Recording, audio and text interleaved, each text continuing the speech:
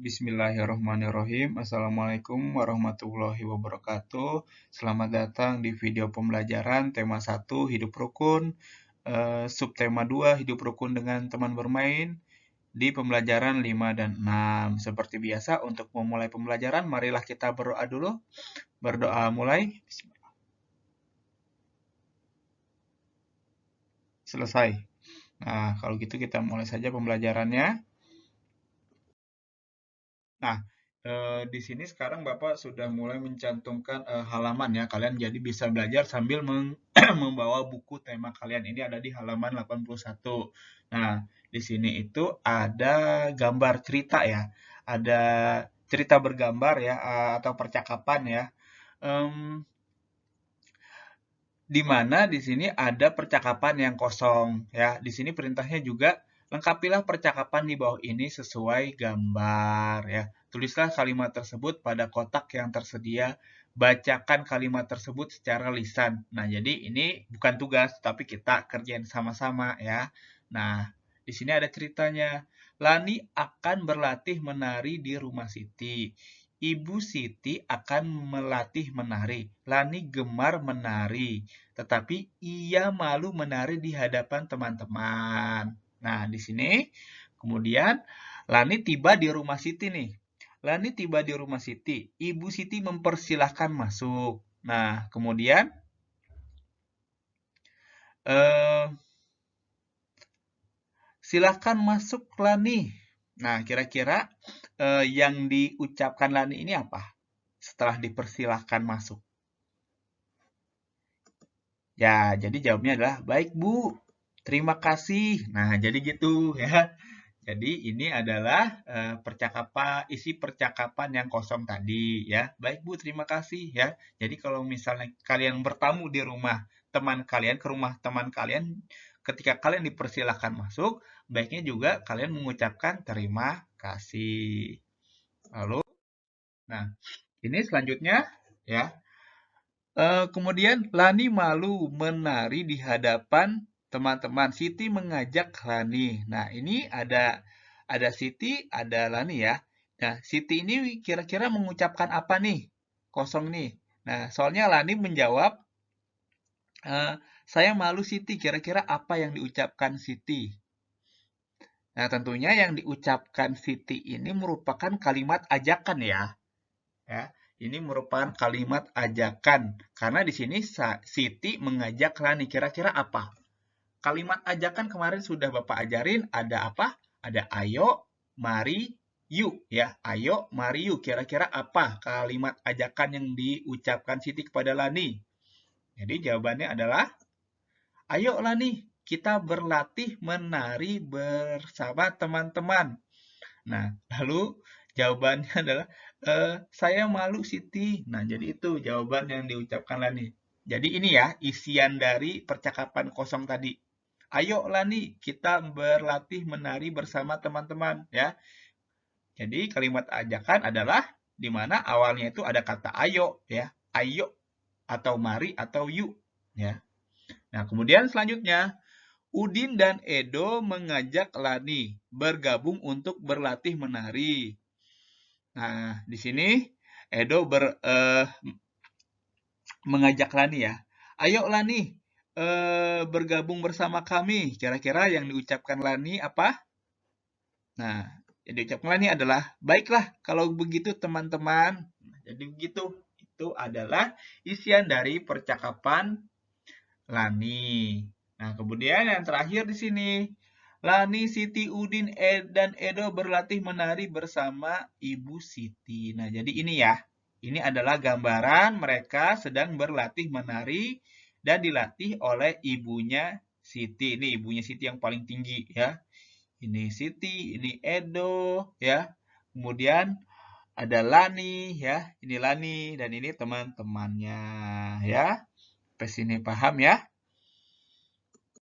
Lalu selanjutnya di sini di halaman 83 ya, kalian bisa baca itu. Bacalah pengalaman Lani di bawah ini dengan nyaring dan teliti. Nah, kalian harus membacanya ya. Baca aja ya. Baca. Nah, di sini Bapak bacain. Berlatih menari. Sebentar lagi peringatan Hari Kemerdekaan diselenggarakan. Banyak kegiatan yang akan dilakukan. Ada pawai, perlombaan, dan malam kesenian. Aku melihat Siti sedang berlatih menari. Aku ingin sekali ikut menari. Akan tetapi aku malu kepada teman-temanku. Siti mengajakku ikut menari. Ayo ikut datang berlatih di rumahku, Lani, kata Siti. Kini, setiap sore aku berlatih menari di rumah Siti. Ibu Siti melatih kami dengan sabar. Kami sudah bisa menari dengan kompak. Nah, jadi ini adalah pengalaman Lani saat berlatih menari ya. Ini ya. Jadi awalnya Lani itu malu-malu untuk berlatih menari di rumah Siti ya, karena malu banyak teman-temannya, dia itu pemalu ya. Jadi itu. Ya, jadi kita nggak perlu malu kalau misalnya ingin maju gitu ya. Kan ini Lani ceritanya ingin bisa menari, tentunya nggak boleh malu untuk mengikuti ya atau ikut latihan menari di rumah Siti. Ya, sampai sini paham ya. Lalu, nah, di sini ada tugas pertama ya, tugas 1 halaman 84. Ya, apakah kamu pernah mengajak temanmu yang sifatnya pemalu? Ajakan apakah yang kamu lakukan? Bagaimana caramu mengajaknya? Nah, di sini tulislah pada kolom kotak berikut, kemudian peragakan di depan kelas. Nah, nggak perlu diperagakan ya, karena kita belajar di rumah, kalian cukup kerjain aja. Nah, misalnya nih, kalian pernah mengajak temanmu ya, tulis dulu nama temanmu yang kamu ajak, yang kalian ajak itu siapa? Misalnya Bambang, tulis di sini ya, namanya Bambang. Nah, kemudian ajakan untuk apa? Nah, kalau tadi itu kan ajakan untuk berlatih menari ya. Kalau ini terserah kalian mau mengajak ajakan untuk bermain sepeda, ajakan untuk jajahan di kantin ya, atau apapun itu ya. Ajakan untuk bermain di lapangan ya, sepak bola terserah ya. Jadi itu ya. Kemudian di sini kalimat ajakannya bagaimana? Ya, ingat ya, kalimat ajakan itu diawali dengan kata bisa yuk, mari, atau ayo ya. Jadi ayo, mari, mari yuk. Terserah salah satu ya. Pilih, kalian buatnya cuma satu aja di sini. Satu aja kalimat ajakannya. Lalu yang di bawah ini tanggapan teman yang diajak bagaimana ya. Kalian kan bisa lihat, oke tuh, apakah dia mau diajak ya. Misalnya gini jawabnya, teman saya mau diajak untuk bermain sepeda. Nah, itu tanggapannya ya. Atau misalnya teman saya tidak mau diajak untuk bermain bersepeda. Itu terserah ya, bagaimana tanggapannya kan macam-macam, terserah dong ya. Terserah, nggak harus mau, kan kadang juga ada yang tidak mau diajak ya. Yang penting kalian kerjakan saja. Oke, sampai sini paham ya.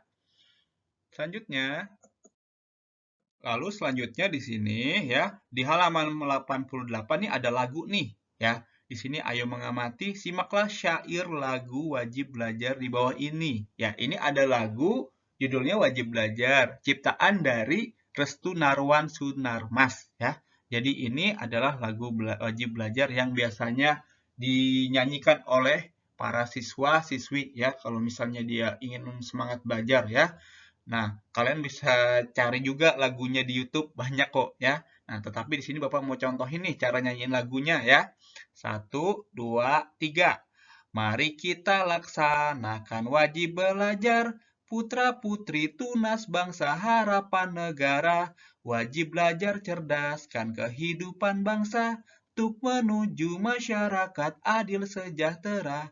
Gunakan waktumu, isilah hidupmu, tekunlah belajar, giatlah bekerja, berantas kebodohan, perangi kemiskinan, habis gelap terbit terang, hari depan cerlang.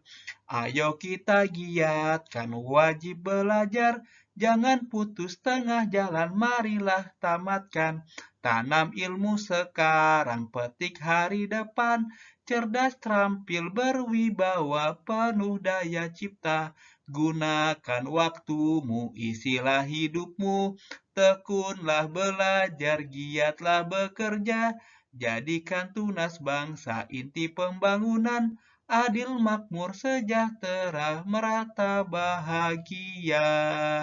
Nah, jadi itu adalah contoh cara menyanyikan lagu wajib belajar ya. Kalau misalnya kalian ingin yang lebih jelas lagi, cari di YouTube ya. Kalian boleh kok berlatih untuk menyanyikan ini. Tetapi ini juga Bapak nggak ngasih tugas buat nyanyi sih ya. Tapi itu Bapak barusan mencontohkan cara menyanyikan lagu wajib belajar. Nah, kira-kira di sini ya, dari syair ya, lirik lagu wajib belajar di sini kira-kira ada nggak kalimat ajakan di sini? Ya, yang mana kira-kira kalimat ajakan ada nggak di sini? Nah, jadi ini yang ada kata marinya nih. Ya, ini. Mari kita laksanakan wajib belajar. Nah, ini adalah kalimat ajakan ya, kalimat ajakan ya. Ajakan untuk apa? Untuk wajib belajar, untuk belajar ya. Jangan sampai kita putus sekolah, nggak sekolah lagi ya. Karena sekarang kalau mau kerja ya tentunya harus harus apa? Harus belajar ya, harus rajin belajar. Kalau mau kerja yang bagus ya, kalian harus punya ijazah. Nah, dapat ijazahnya kayak gimana? Tentunya kita harus rajin belajar supaya nanti nilai-nilai kita itu bagus ya, bisa dapat kerjaan yang baik gitu ya.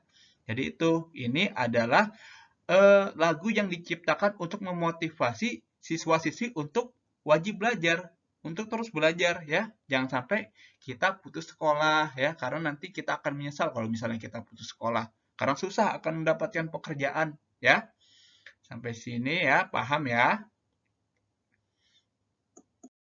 Nah, selanjutnya di sini kalian bisa lihat ya, di sini ada gambar Udin dan kawan-kawannya ya. Jadi di sini mereka sedang melakukan apa ya kira-kira sedang musyawarah. Nah, di sini lagu wajib belajar adalah lagu yang dipilih bersama.